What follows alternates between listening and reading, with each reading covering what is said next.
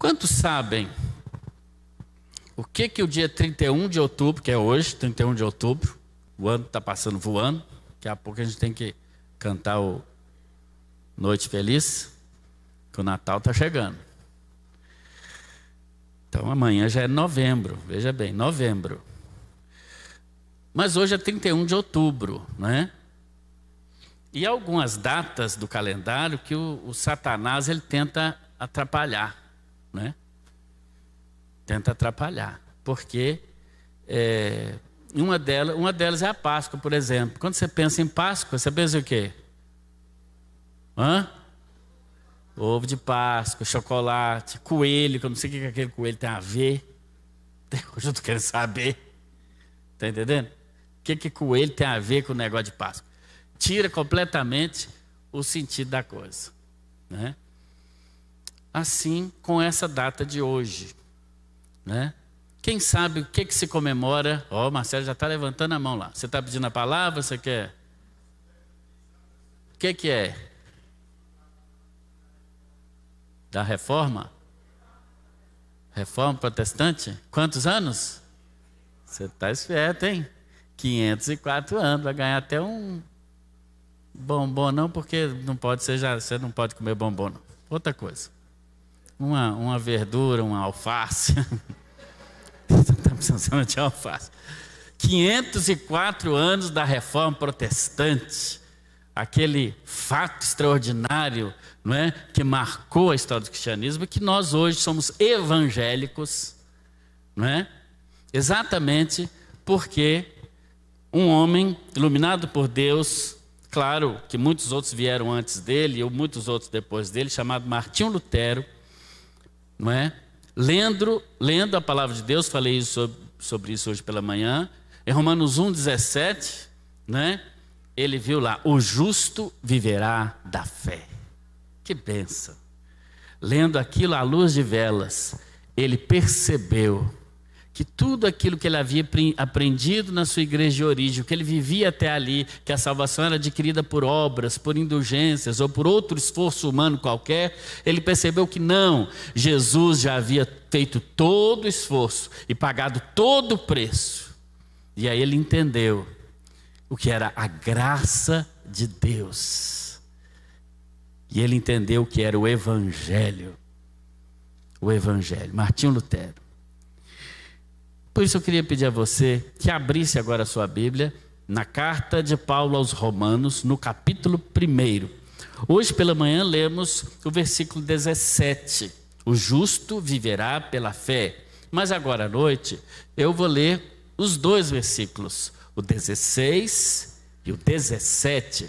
Porque antes do 17 vem o... Oi, quem é bom de matemática? Antes do 17 vem o 16. Então, antes de ler o 17, Lutero leu o 16. E olha o que diz o verso 16.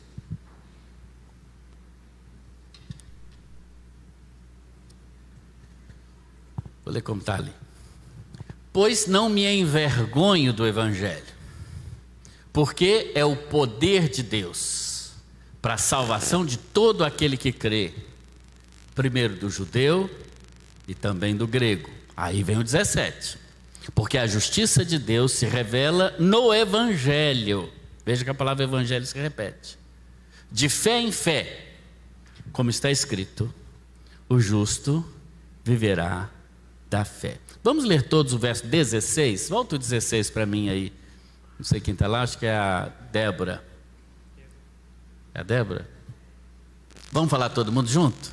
Pois não me envergonho do Evangelho, porque é o poder de Deus para a salvação de todo aquele que crê. Primeiro o judeu, também é grego e o brasileiro. Mas nós somos gregos, vocês estão ligados, né? Quando fala grego, está falando brasileiro, argentino, alemão. Não é isso, irmão?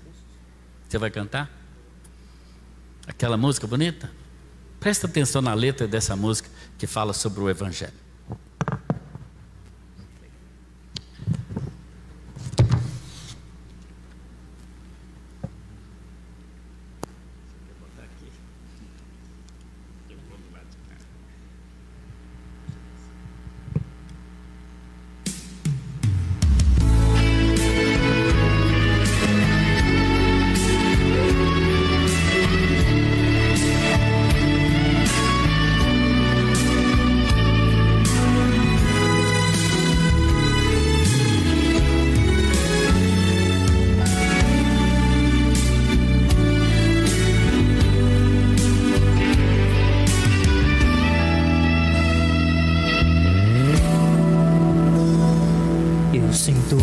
verdadeiro espanto no meu coração em constatar que o Evangelho já mudou.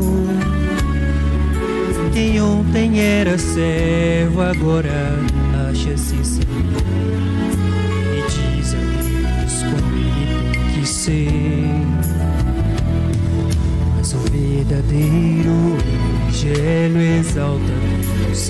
Ele é tão claro como a água que eu bebi, e não se negocia sua essência e se camuflar a essência perderá. O Evangelho é quem desvenda os nossos olhos e desamarra todo nó que já se fez. Porém ninguém será liberto sem que clame, arrependido aos pés de Cristo, o Rei dos Reis.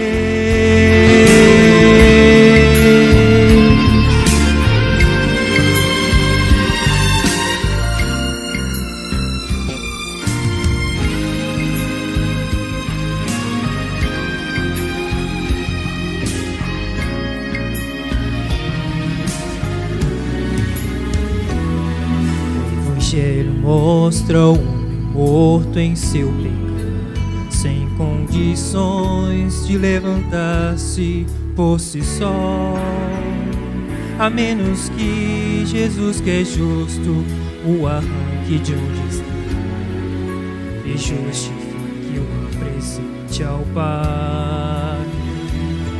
Mostra ainda a justiça de um Deus que é bem maior que qualquer força ou ficção, que não seria injusto se me deixasse perecer, mas soberano em graça me escolheu. Por isso que não posso me esquecer, sendo seu servo não lhe digo o que fazer, determinando ou marcando orar para acontecer o que sua vontade mostrará. O Evangelho é quem desvenda os nossos olhos e desamarra todo nó que já se fez. Porém ninguém será liberto sem que clame, arrependido aos pés de Cristo, o Rei dos Reis. Porém ninguém será liberto sem que clame, arrependido aos pés de Cristo, o Rei dos Reis.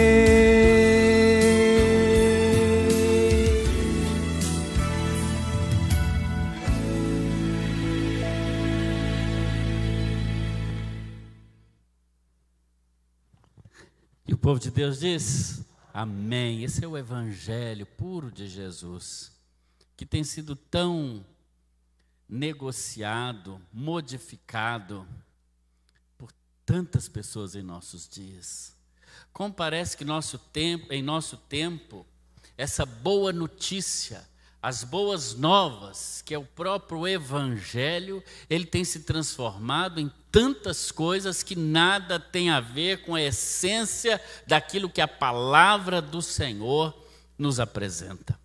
Quantos tentam vender, determinar a Deus o que fazer, como diz a canção, mas o Evangelho é poder de Deus, como diz o apóstolo Paulo nesse texto que acabamos de ler, para a justiça de todo aquele que crê.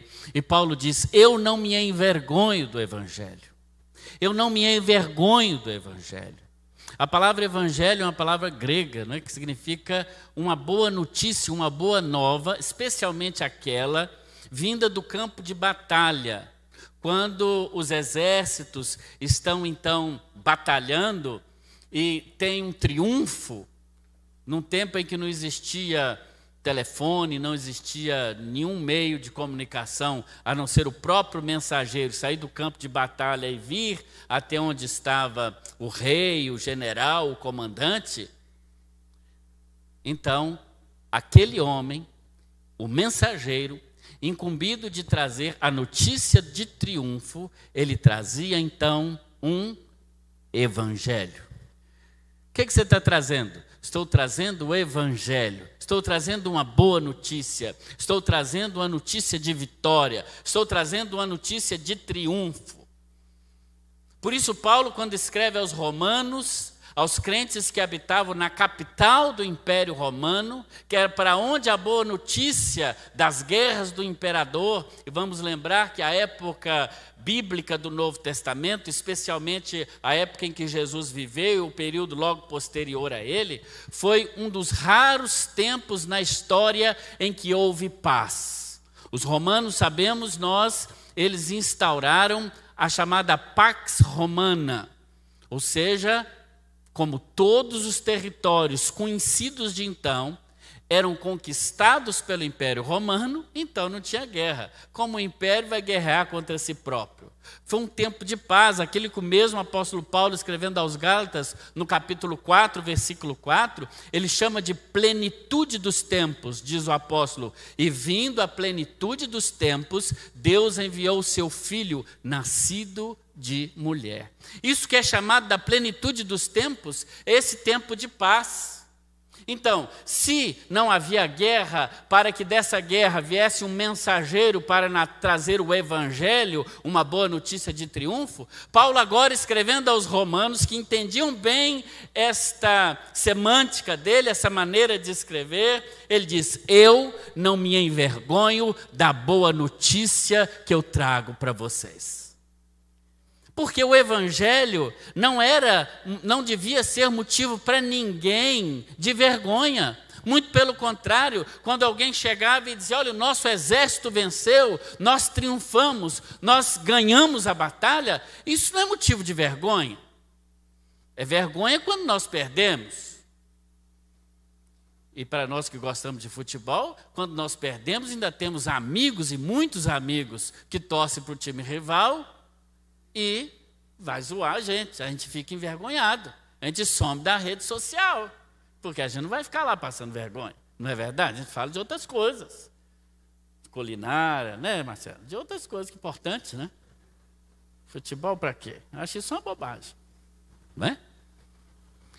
Mas parece que algumas pessoas em Roma estavam tendo vergonha do evangelho.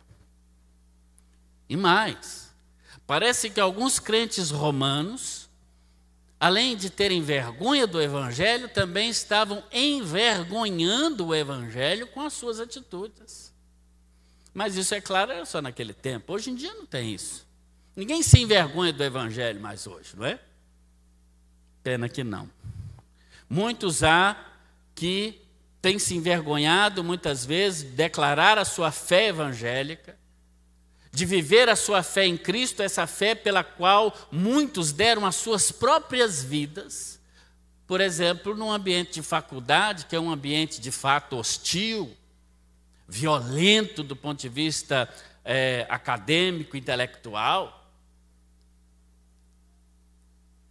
E ainda mais num tempo como esse, quando defender o óbvio, defender aquilo que está escrito pelo Senhor, na própria natureza que Ele criou, se torna, às vezes, difícil. Mas ainda assim como Lutero leu essa passagem 504 anos atrás, e trouxe uma revolução para a cristandade, trazendo de volta a palavra de Deus. Falamos hoje pela manhã sobre as 5 solas. Se você quiser, pode acessar lá o YouTube e ver essa mensagem. Eu acho que seria muito importante e interessante para a sua vida. Mas hoje nós pensamos no Evangelho como essa boa notícia, que não é apenas uma boa notícia, mas é uma boa notícia que é poderosa, que traz poder de transformação para aquele que crê. E é isso que o apóstolo está dizendo. Ele está falando exatamente sobre o poder do Evangelho. dessa mensagem salvífica, dessa mensagem salvadora. Mas por que os romanos, que eram, como sabemos, profundamente impactados, não é, pela cultura grega? Aliás, nós falamos do Império Greco-Romano, porque a cultura grega veio logo antes, e essas duas culturas elas se juntaram. E ali naquela cultura, lembra quando Paulo esteve na capital da Grécia, em Atenas, a capital do conhecimento, da filosofia? E quando ele começa a falar no Areópago, em Atos capítulo 17, para aqueles filósofos epicureus e estoicos, quando ele fala sobre a ressurreição de Jesus, ele diz: nós não queremos te ouvir mais, pode calar a boca. Não é isso, irmão Israel? Acerca disso, como é que eles dizem? Te ouviremos mais tarde, outra hora. Falou sobre ressurreição, nós não queremos saber. Ele estava até interessado. Os romanos são descendentes dessa cultura, que trazem tudo para a racionalidade. Aquilo que não cabe no escopo da razão, então eu não quero nem saber. Como hoje nós temos vivido também tempos assim. Por que Paulo não se envergonha do Evangelho? E por que algumas pessoas se envergonham do Evangelho?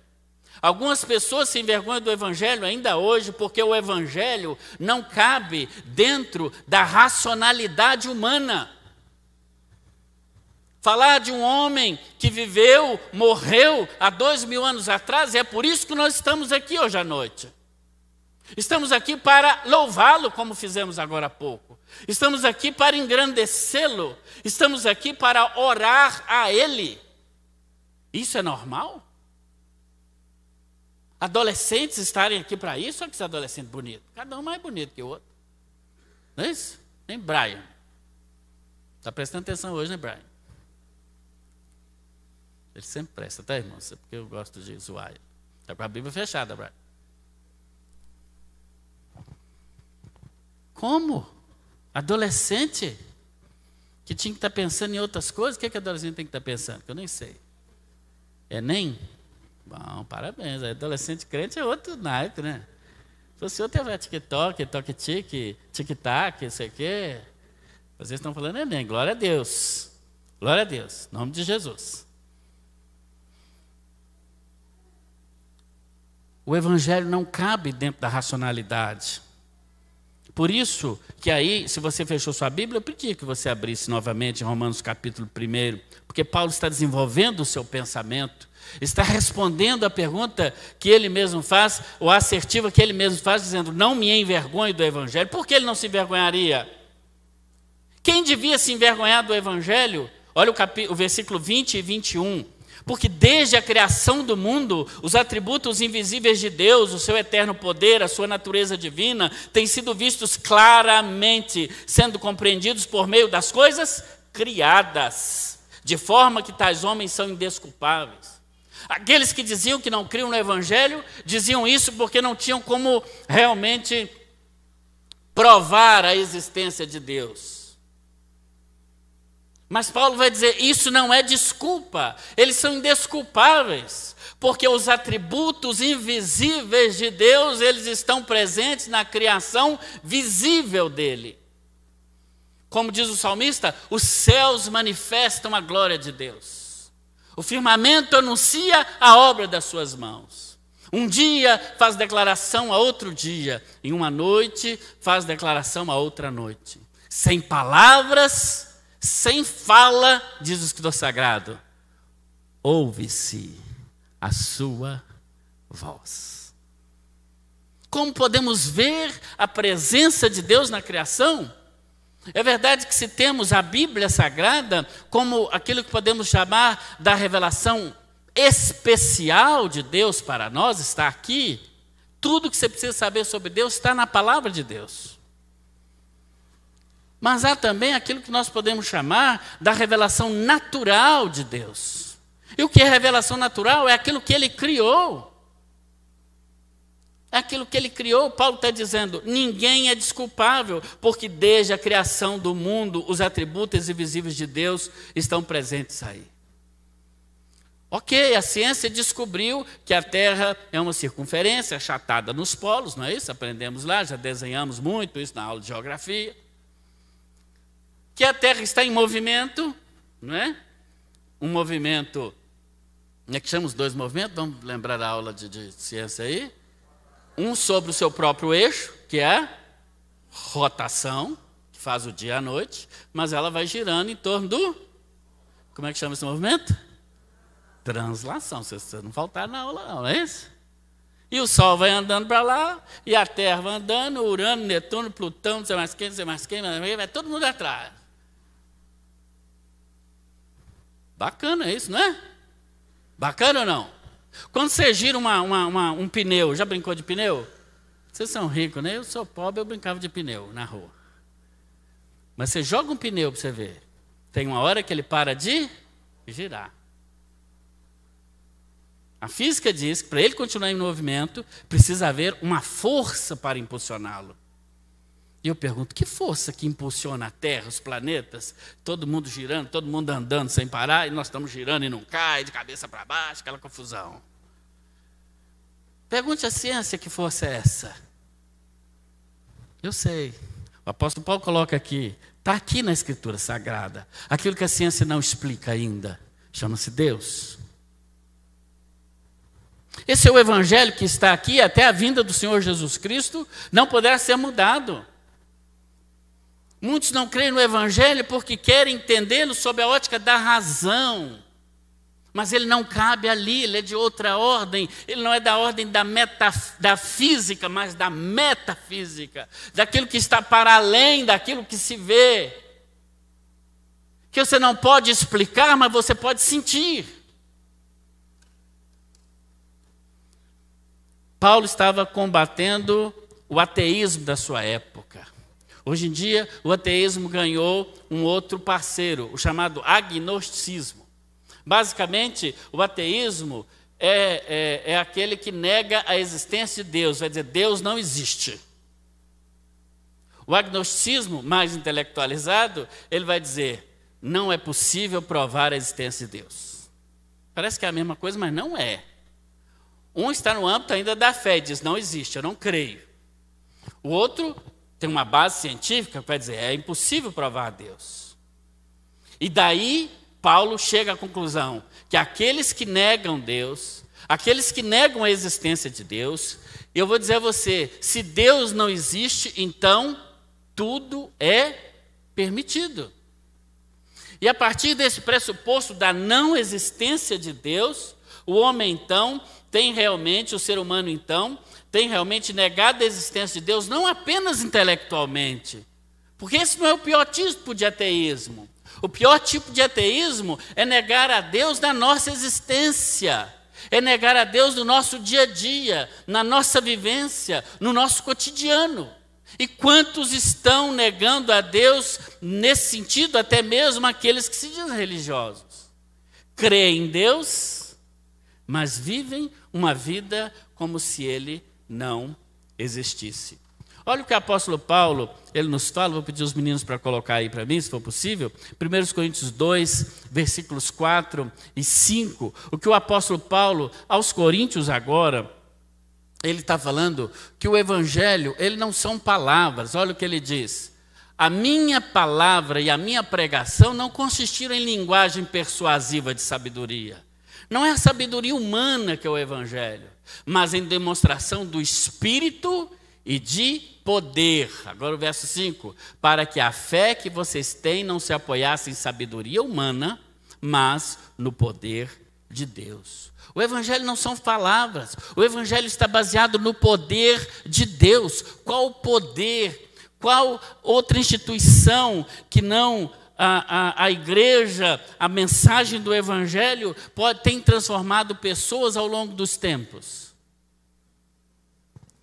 Pelo contrário, os irmãos viram aqui no domingo passado a apresentação daqueles homens da Cristolândia. Quantos estavam aqui e viram a Cristolândia?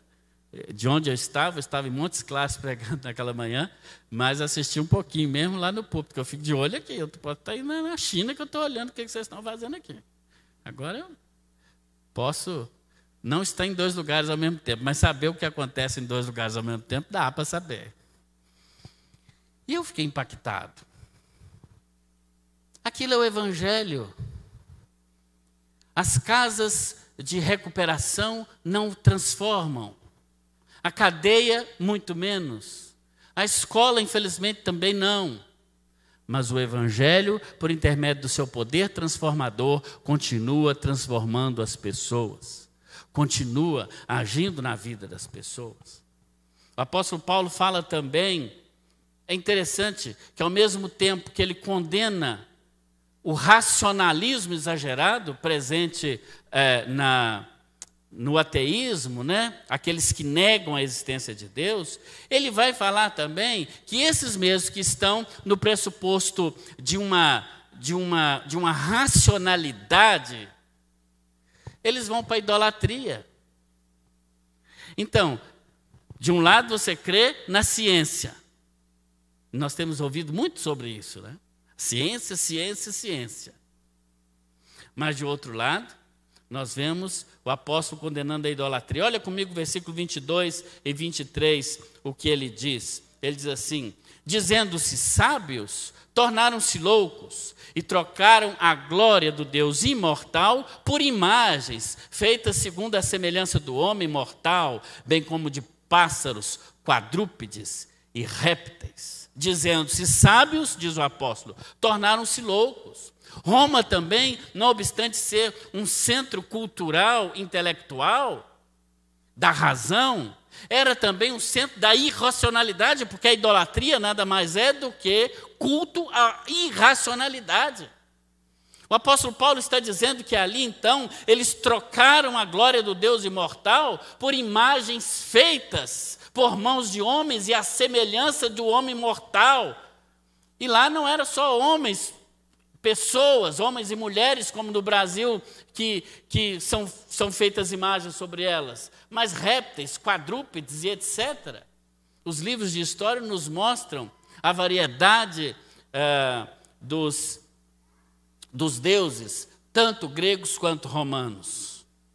Vejam, uma sociedade que, de certa maneira, se baseava apenas na ciência, na racionalidade para crer em Deus, mostrava-se completamente irracional, crendo, prestando cultos a estátuas, a imagens que, já condenadas no Antigo Testamento, mostrando que o idólatra, aquele que adora qualquer coisa no lugar de Deus, é tão insensível quanto o ídolo. Diz o Salmo 115, versículo 4, tem boca, mas não fala, olhos, mas não veem, mãos, mas não apalpam, etc, etc.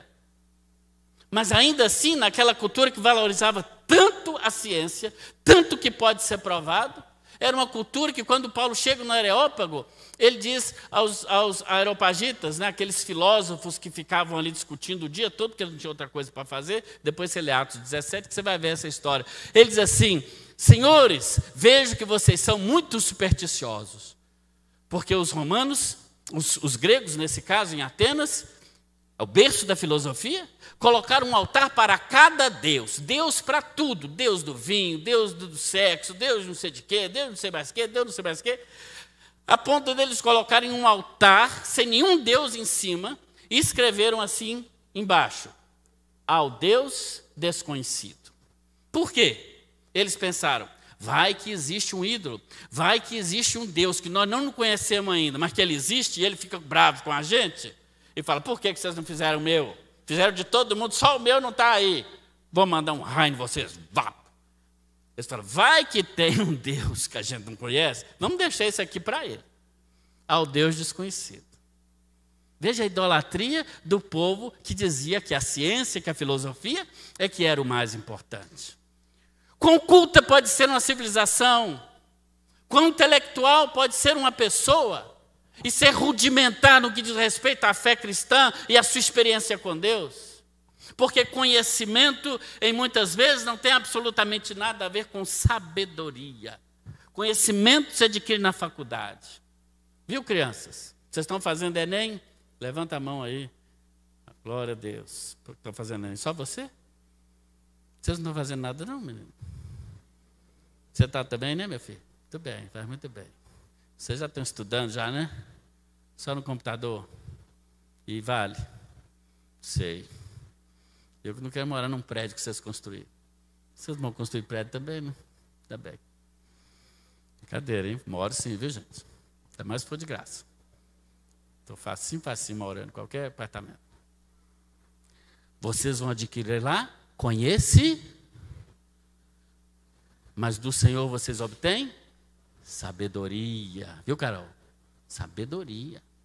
Sabedoria. É diferente. Os gregos, os romanos tinham conhecimento, mas não tinham sabedoria. Hoje há um culto ao conhecimento, mas não vemos sabedoria. Muitas vezes, mesmo entre aqueles que se dizem de Deus, diz o apóstolo, dizendo-se sábios, tornaram-se loucos. A idolatria é uma loucura. Lutero lutou contra a venda das indulgências. Por isso, ele foi condenado, inclusive. Vemos idolatria até no meio evangélico. Precisamos, sim, de uma nova reforma. Vemos no mundo evangélico, entre aspas, porque nada tem de evangelho, pessoas que vendem amuletos para o sujeito levar para casa, para botar em cima não sei de quê, para passar não sei aonde, para sei lá o quê. Recebi certa vez, e até está no boletim do mês de novembro já, né? Uma pergunta que eu recebi, essa já é antiga, não foi da agora não, mas que dizia assim: pastor, de vez em quando eu recebo uma mensagem perguntando mandando eu repetir a mensagem do anjo da guarda. Santo anjo ajudador, não sei do que, não sei o que. Isso um crente mandou para mim. Aliás, ele mandou a mensagem para mim fazer a oração do santo anjo ajudador. Eu que mandei de volta, mas que negócio é esse aqui? Não, que eu recebo sempre, inclusive eu estou fazendo já. Oh, parabéns. EBD na veia. Está faltando demais. Irmãos, crente que não estuda a Bíblia é uma tristeza, tá? Tristeza, dá vergonha. Isso eu tenho vergonha. Perguntando, mas não existe o anjo da guarda, não? Depois você lê lá o boletim que eu estou respondendo lá. Né, irmão Luiz? O anjo da guarda. Hã? Tem gente que está acreditando em anjo da guarda, em sal grosso ungido, na rosa perfumada de Saron, na água do Saai que veio de Israel, do Rio Doce, com minério e tudo. Irmão, me ajuda. Cadê o Evangelho de Jesus Cristo? Cadê? Aí o apóstolo Paulo usa uma expressão dura, quando ele usa 3 vezes a expressão Deus os entregou. E por que algumas pessoas têm vergonha do Evangelho e outras não creem no Evangelho? Uma segunda resposta a essa pergunta é porque o Evangelho não se adequa, ele não se enquadra, ele não se amolda aos valores humanos. Os valores humanos estão com o olhar para lá, os valores do reino de Deus estão muitas vezes para cá. Aquilo que é desejo humano olha numa direção, aquilo que é desejo de Deus olha noutra. Por isso, as pessoas não querem saber do Evangelho e por isso também a própria fé cristã tem sido tão atacada. Assim como em Roma, naquela época, que era uma sociedade hedonista, e o que é o hedonismo? O prazer pelo prazer. Siga o desejo do seu coração. Você precisa ter prazer, ter alegria. Se você não está feliz, nós vamos te dar a pílula da felicidade.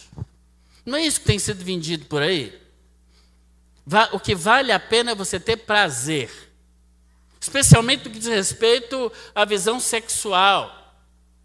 No verso 24, o apóstolo Paulo usa essa expressão que para mim é dura. Ele diz assim, por isso, ou seja, porque negaram a Deus, não creram em Deus, foram idólatras. Ele vai dizer, por isso, verso 24, Deus os entregou à impureza sexual, segundo os desejos pecaminosos do seu coração, para a degradação do seu próprio corpo entre si. A marca do paganismo é a normalização ou a normatização do que é imoral, do que é contrário a Deus. E é esse tempo que nós temos vivido. Quando nós temos que explicar o óbvio. O óbvio precisa ser explicado. Não está implícito. Essa é a marca do paganismo. A impureza moral presente na internet, na TV. É proibido proibir, né? É proibido proibir. Só se proíbe aquilo que não representa o pensamento daqueles que julgam ser o pensamento que deve ser seguido, politicamente correto, né? O que é liberdade para o hedonismo? É eu fazer o que eu quiser, principalmente com o meu corpo. Isso é liberdade. O apóstolo Paulo vai dizer, não, isso não é liberdade. Porque se é assim, os animais são livres, livres, livres. Isso não é liberdade. A liberdade é você poder escolher. Isso é liberdade. O cachorro não pode escolher se vai latir ou miar. Não pode. Você pode escolher se você vai falar na língua que você nasceu, você vai aprender outra. Você pode. O cachorro não pode escolher quando está, por exemplo, no período fértil da fêmea. Pelo próprio olfato, vocês já viram, naquele período eles vão acasalar, vão ter filhinho, vão ser felizes lá, na cachorrada deles lá. Não é isso? Eles não têm liberdade. Isso não é liberdade. Seguir o instinto natural não é ser livre. Pelo contrário, é ser aprisionado dentro daquilo que o instinto colocado por Deus e não sair daquela bolha. Livre é aquele que pode fazer o que quiser, pode usar droga, pode fumar, pode fazer sexo desse jeito, daquele outro jeito, que pode, enfim, escolher o que quiser, ele pode. Mas se ele é livre, ele vai escolher. Ele vai dizer, não, mas eu vou fazer assim. Esse é verdadeiramente livre. A liberdade do Evangelho é a verdadeira liberdade porque ela passa e respeita a decisão da vontade do homem colocada pelo próprio Deus. Isso é liberdade. Para muitos, ser cristão é renunciar à vida, aos prazeres da vida, à alegria da vida, mas não é nada disso. Muito pelo contrário, ser cristão é ser livre para ser feliz. A mulher samaritana chega para Jesus e quando Jesus começa aquela entrevista, aquela conversa com ela à beira do poço de Jacó, e ela percebe que Jesus é o Filho de Deus, ela diz, vejo que és profeta, ela diz. Me fala onde eu posso pegar essa água da vida, porque eu estou precisando dela demais. Talvez tinha deixado o ficante, o namorido, não é assim que fala hoje em dia, o namorido? Em casa. Talvez era um domingo, ele estava lá com o pé para cima, um sábado no caso, né? Em Samaria. E Jesus diz assim para ela, vai no âmago dela, vai no âmago do que ela buscava, dos desejos que ela estava buscando sem parar e não ficava feliz nunca. Ele diz, vai, busca seu marido, traz ele aqui. E o que ela responde, vocês lembram? Eu não tenho marido. Eu não tenho marido. Talvez ela fale assim, gente, não tenho marido. Aquela porcaria que está ali em casa, que ele não é marido. Que ele não é homem, nem aqui, nem na China. Aí Jesus mostra para ela e diz assim, disseste bem. Parabéns. Que na verdade você já teve 5. E o que você está com ele agora, o ficante, não é seu marido. O que Jesus expôs para ela? Ela pensava que era livre.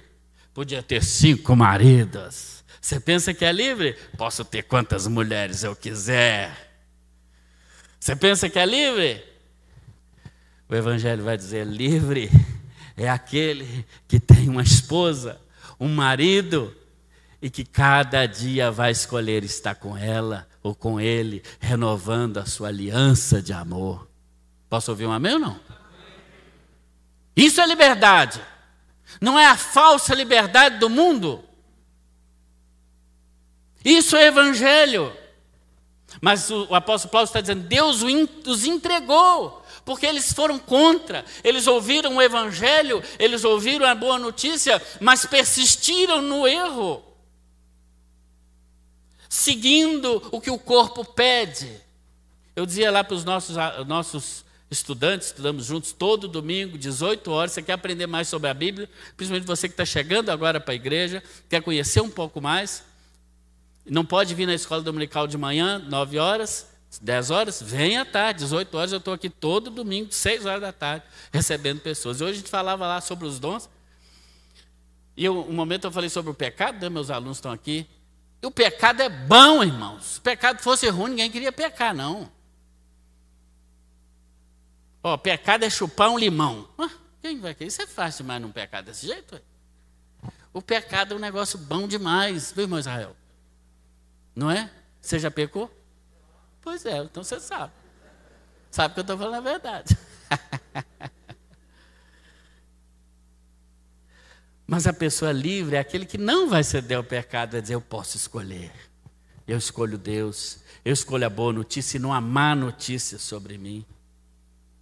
É interessante que hoje em dia nós vivemos um tempo, Paulo diz, eu não me envergonho do evangelho, mas as pessoas que deviam se envergonhar do que faz, não se envergonham, muito pelo contrário, estão na televisão, estão dando palestra, estão sendo aplaudidas, estão cancelando os outros, estão demitindo, estão fazendo passeata, e os evangélicos presos, não pode ir no culto, não pode ir porque o vírus vai me pegar no meio da rua, vai me dar uma rasteira.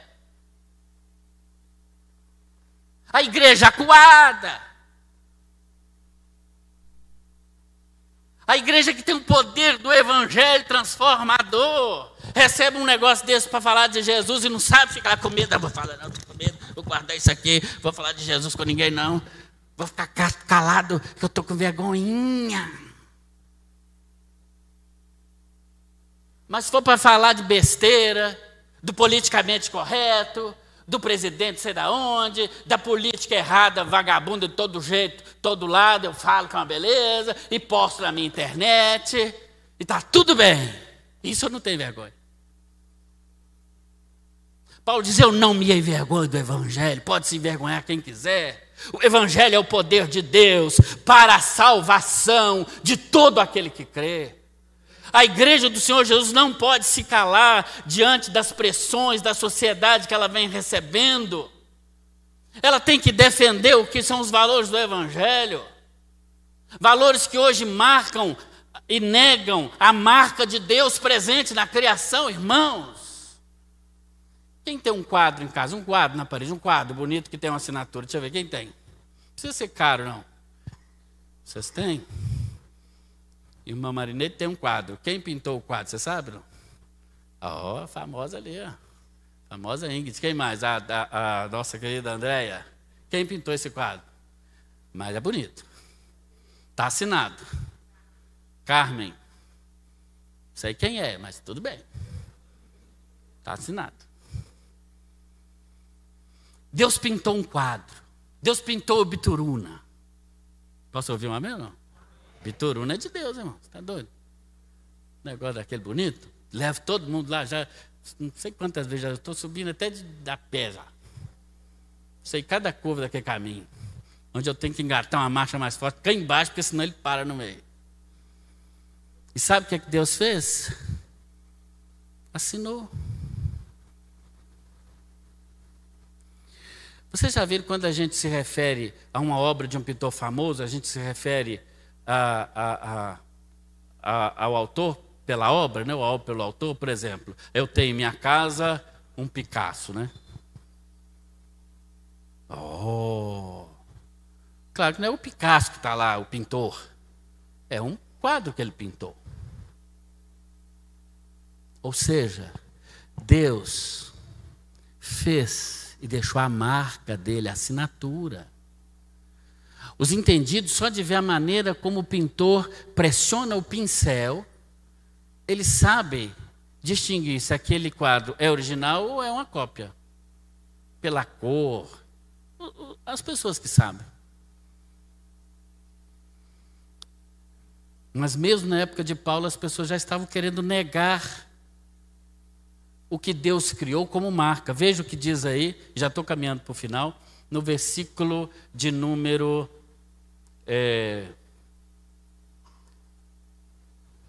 26, ele diz assim: por causa disso, Deus os entregou a paixões vergonhosas.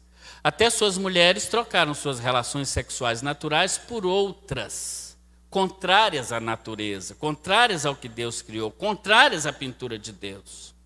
Da mesma forma, diz o verso 27, os homens também abandonaram as relações naturais com as mulheres e se inflamaram de paixão uns pelos outros.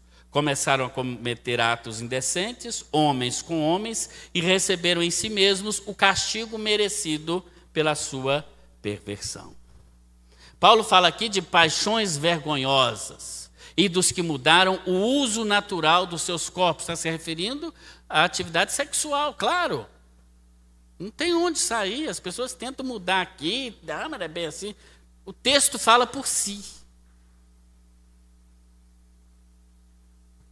O texto fala por si. Isso quer dizer que existe uma marca de Deus, inclusive nos nossos corpos. Ela está presente, como diz o próprio Gênesis, capítulo 1, versículo 28. Deus os criou, macho e fêmea os criou. Amém ou não? Mas tem gente que está querendo arrancar isso daqui. Essa semana teve essa grande polêmica com o jogador de vôlei. E alguém postou na internet uma foto da Bíblia, onde ele escreveu várias coisas aqui, não me convém dizer, escreveu a caneta na Bíblia, postou e disse: agora está na Bíblia, pronto, pode seguir. Isso é tolerância. Isso é tolerância. Isso é liberdade de opinião. Mas o que sair disso é intolerância e não é liberdade de opinião. Irmãos, ou nós falamos agora, ou nós não vamos poder falar nunca mais.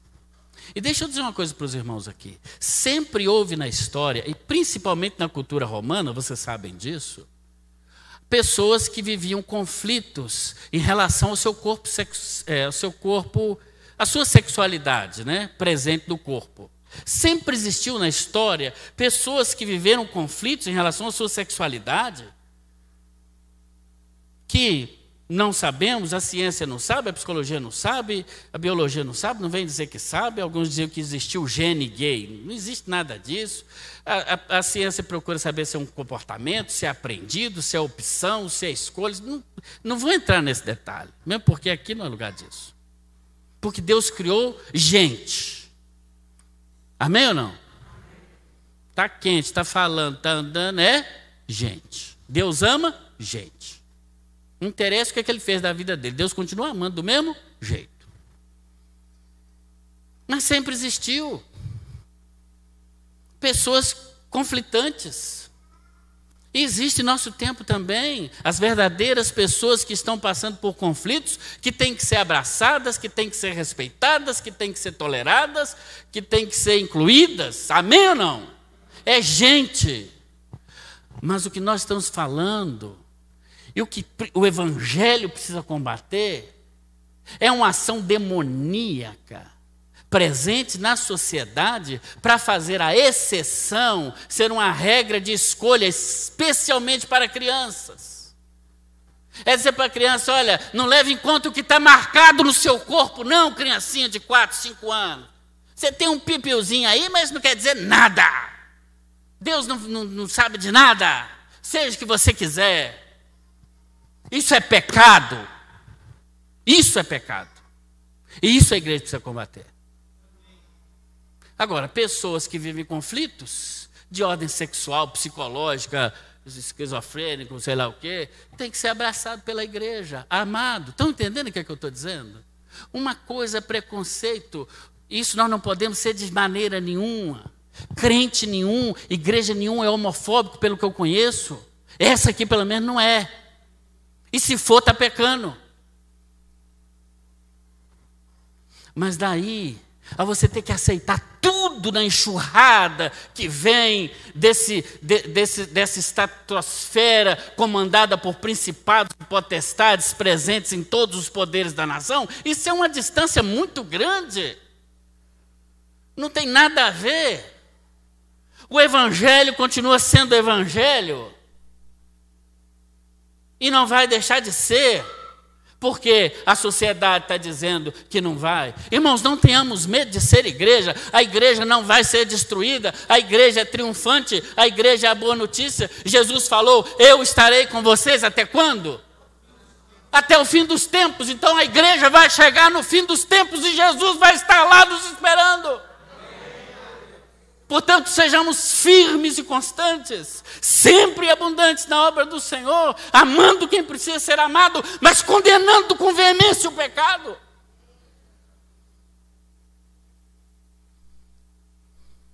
Paulo fala no versículo 18 aí da ira de Deus. Mas pastor, como um Deus pode se irar?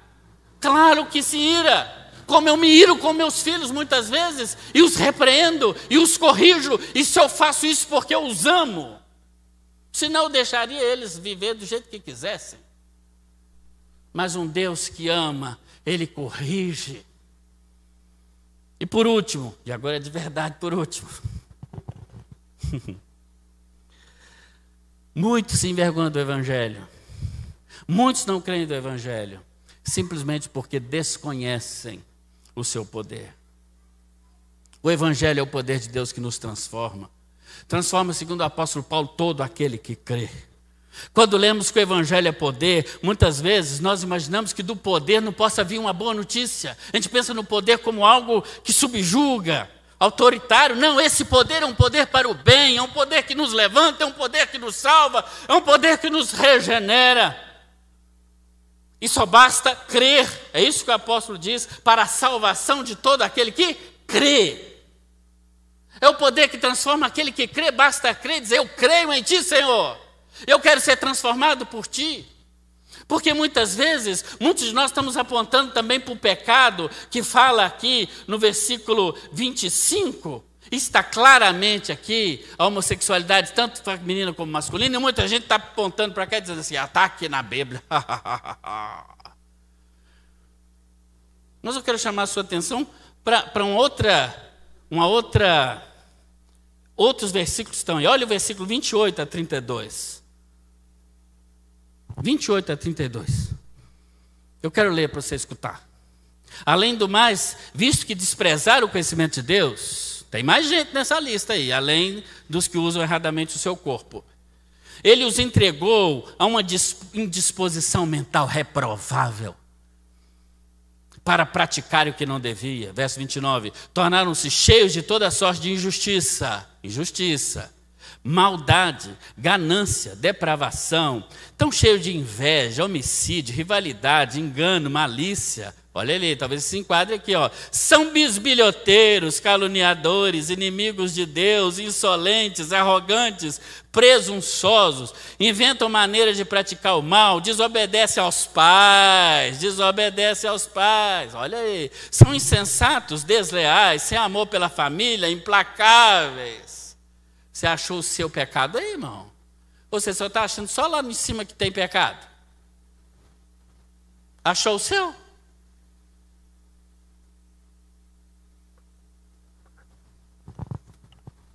Esse é o Evangelho, que não estipula um pecado maior, digno da condenação maior,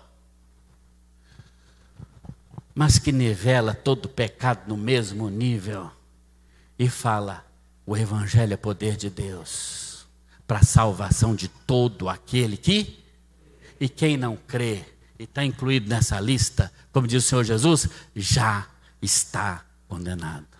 Você é bisbilhoteiro, fofoqueiro, desobediente aos pais, mas eu não sou gay. Está na mesma lista aqui, irmão. Está na mesma lista aqui. Você está achando que você está melhor do que quem?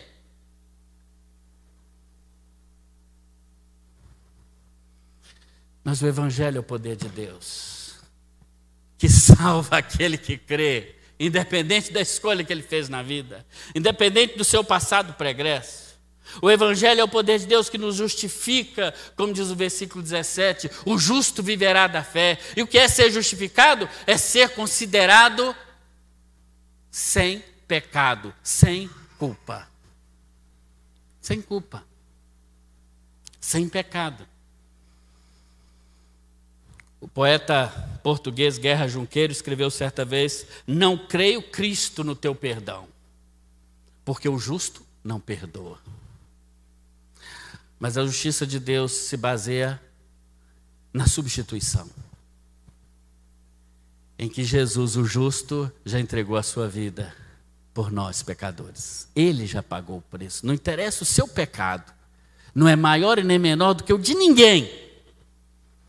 Aparece na Bíblia na mesma lista, no mesmo capítulo. Mas ele já pagou o preço. Já pagou o preço. Eu quero encerrar com esse versículo.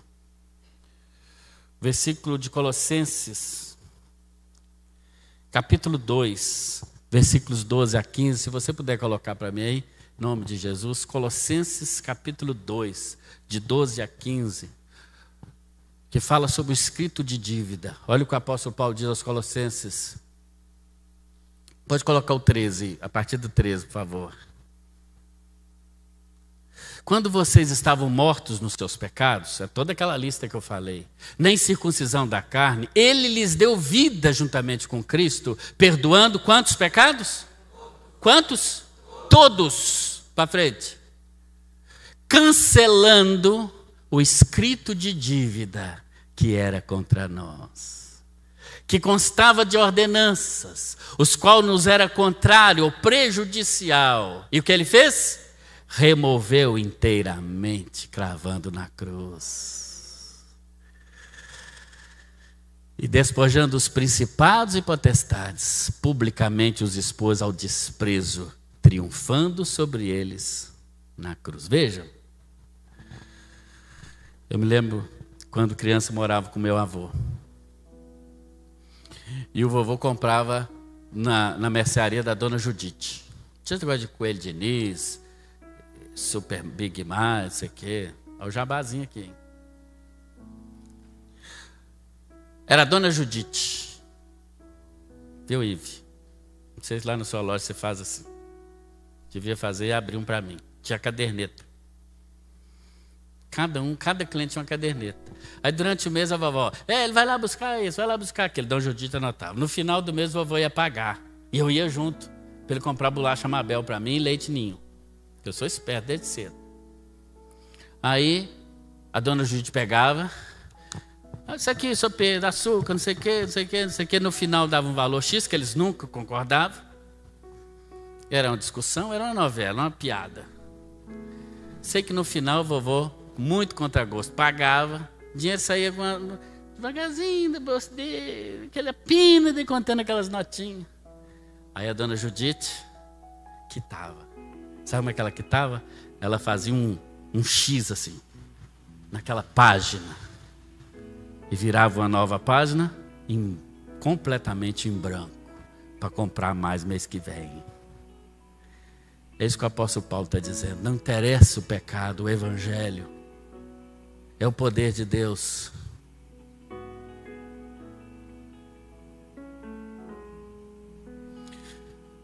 Em que com o sangue do Senhor Jesus, Ele risca o escrito de dívida que era contra nós, cravando na cruz. Está pago. Não deve mais nada. Isso é o evangelho. Esse é o poder transformador de Jesus, pelo qual muitos deram sua vida e que muitos hoje vivem por modismo, por pertencer a uma igreja. Não é nada disso. O evangelho de fato é o poder de Deus. Eu queria que você baixasse sua cabeça, que eu quero orar por você.